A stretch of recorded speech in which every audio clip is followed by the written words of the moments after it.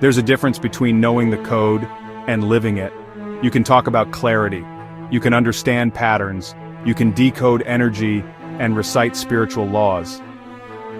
But what does it look like when you take that awareness and walk it into your daily life? This week was about that.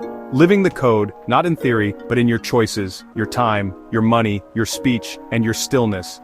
We weren't chasing perfection, we were practicing alignment in motion.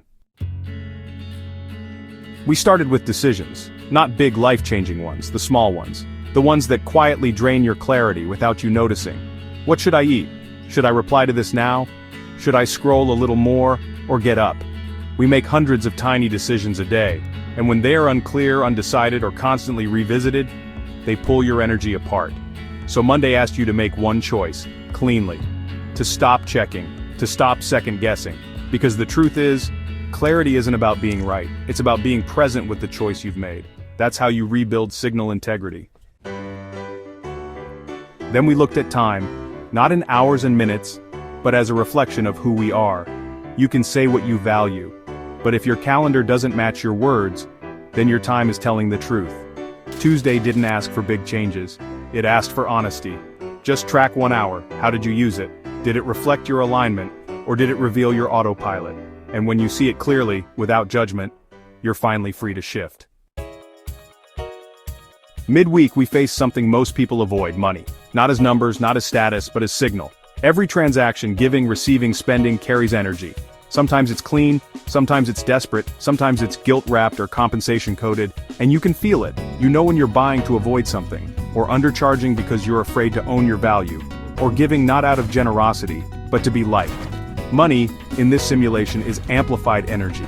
And how you engage with it says a lot about your alignment. Wednesday wasn't about judgment, it was about checking the signal, and asking, does this feel clean?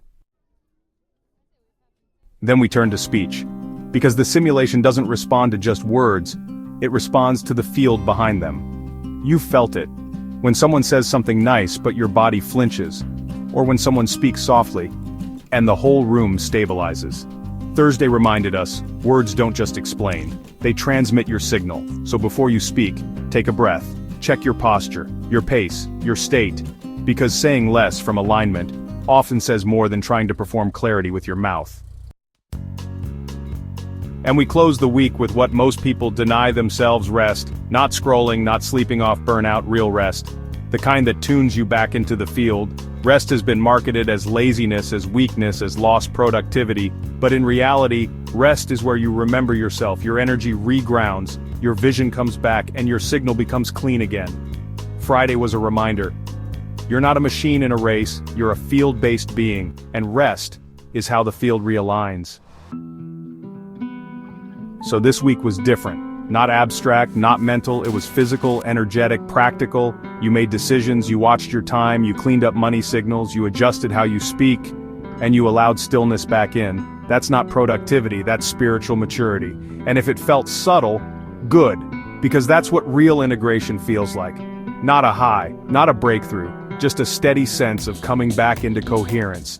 One aligned choice at a time.